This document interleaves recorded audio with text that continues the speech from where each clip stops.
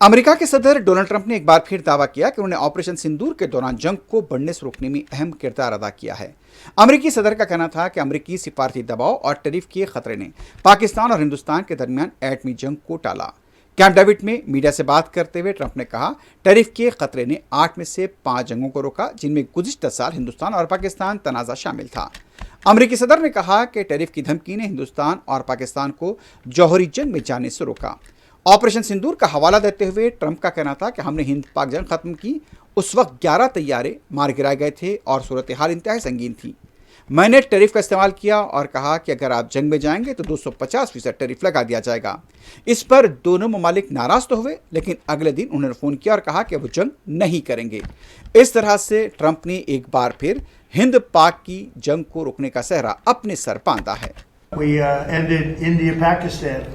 11 planes were shot down. That was raging. That was gone. I used tariffs.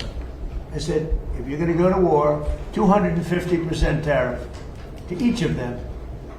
And they screamed and yelled and were very angry. They were both angry about it. And a day later they called and they said, we will not go to war. But I ended up, and the Prime Minister